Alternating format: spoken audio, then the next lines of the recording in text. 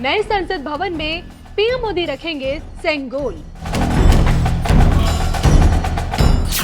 नेहरू के दौर से जुड़ा सेंगोल का इतिहास।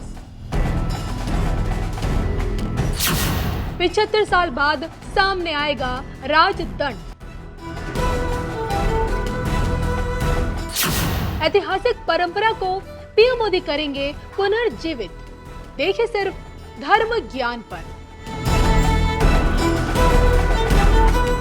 नमस्कार, धर्म ज्ञान के दर्शकों का स्वागत है। मैं हूं आपके साथ कविता राणा।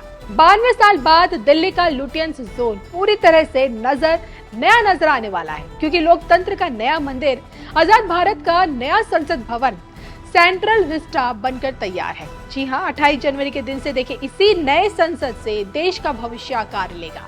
यहीं से ऐतिहासिक फैसले अब देश की तकदीर बनेंगे और यहीं से हम भारतीयों को एक नई दिशा भी मिलेगी। अब तक देखिए, हम आपको निर्माणाधीन सेंट्रल विस्टा की तस्वीरें दिखाते आए हैं और अब नए संसद भवन के उद्घाटन का समय आ चुका है। वो शुभ घड़ी आ चुकी है जिसका इंतजार बीते 2.5 सालों से हो रहा था। 100 साल पुराने मौजूदा संसद भवन की नींव अंग्रेजों ने रखी थी और अब जरूरत को देखते हुए नया संसद भवन 21वीं सदी के भारत को मिलने जा रहा है। नए भारत के नए संसद भवन में आधुनिकता के साथ विरासत का संगम भी होगा और इसी संगम में संपदा से संपन्न की निशानी राजदंड यानी कि सेंगोल स्थापित किया जाएगा। उद्घाटन के मौके पर देश के प्रधानमंत्री नरेंद्र मोदी नए संसद भवन को देश को समर्पित करेंगे। संसद भवन के निर्माण में योगदान देने वाले 60,000 श्रमिकों का सम्मान भी करेंगे और 75 साल बाद ऐतिहासिक परंपरा को पुनर्जीवित करते हुए आजादी के प्रतीक, शक्ति और अधिकार के प्रतीक सेंगोल की स्थापना भी करेंगे। इसको लेकर इतिहास कहता है, सेंगोल राजदंड का इतिहास प्राचीन काल में देखा जाता है। सेंगोल राजदंड का पहला उपयोग मौर्य साम्राज्य द्वारा किया गया। मौर्य सम्राटों ने अपने विशाल साम्राज्य पर अपने अधिकार को दर्शाने के लिए सेंगोल राजदंड का इस्तेमाल किया। गुप्त साम्राज्य, चोल साम्राज्य और विजयनगर साम्राज्य द्वारा सेंगोल राजदंड का भी इस्तेमाल किया गया। सेंगोल राजदंड आखिरी बार मुगल साम्राज्य द्वारा इस्तेमाल किया गया था। मुगल बादशाहों ने अपने विशाल साम्राज्य पर अपने अधिकार को दर्शाने के लिए सेंगोल राजदंड का इस्तेमाल किया। ब्रिटिश ईस्ट इंडिया कंपनी द्वारा भारत पर अपने अधिकार के प्रतीक के रूप में सेंगोल राजदंड का भी उपयोग किया गया। 1947 में भारतीय स्वतंत्रता के बाद पूर्व प्रधानमंत्री पंडित नेहरू ने अंग्रेजों से सेंगोल को स्वीकारा और इसके बाद भारत सरकार द्वारा इसका उपयोग कभी नहीं किया गया। और अब जब नए संसद भवन का उद्घाटन होगा, उस समय पीएम मोदी खुद अपने हाथों से सेंगोल को परमानेंट स्पीकर की कुर्सी के पास स्थापित करेंगे। अब यहाँ गौर करने वाली बात ये कि सेंगोल शब्द की उत्पत्ति संस्कृत से हुई है, जिसका अर्थ शंख होता है। और ये तो आप जानते हैं कि सनातन धर्म में शंख को पुनीत माना गया है, जिसका उपयोग पूजा पाठ में सबसे ज्यादा आज भी किया जाता है।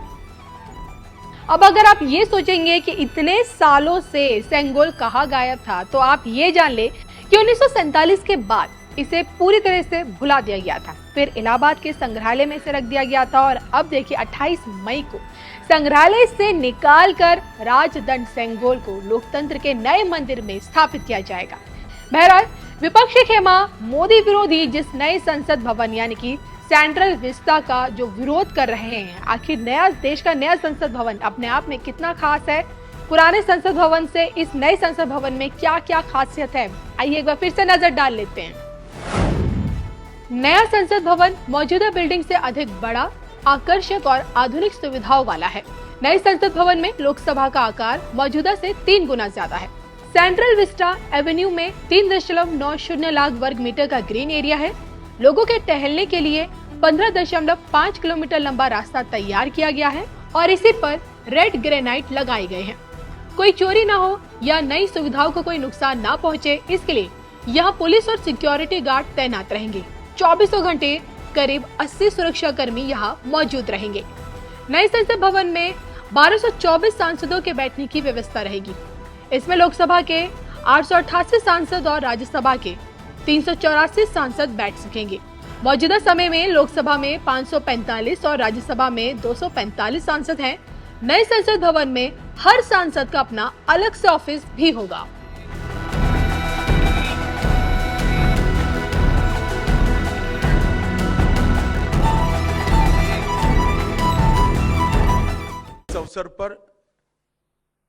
एक ऐतिहासिक घटना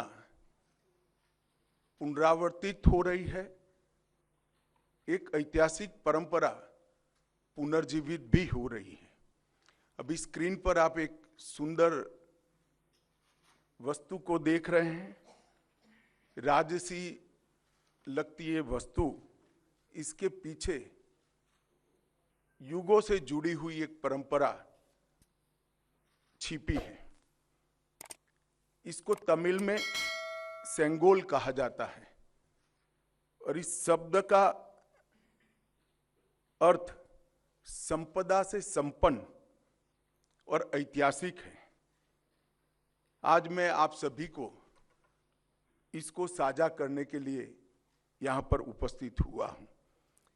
यह एक हमारी बहुत पुरानी सभ्यता से जुड़ी हुई प्रथा है, जिसकी गहरी जड़ें देश की परंपराओं में समाहित है। आजादी के अमृत महोत्सव में प्रधानमंत्री जी ने जो कुछ लक्ष्य तय किए थे, उसमें एक लक्ष्य हमारी ऐतिहासिक परंपराओं का सम्मान और उसका पुनर्जागरण भी था। ये सेंगोल उसी लक्ष्य की परिपूर्ति के लिए आज मैं आपके सामने इसकी इंफॉर्मेशन को लेकर आया हूं। ये घटना जुड़ी है आजादी की क्षण के साथ।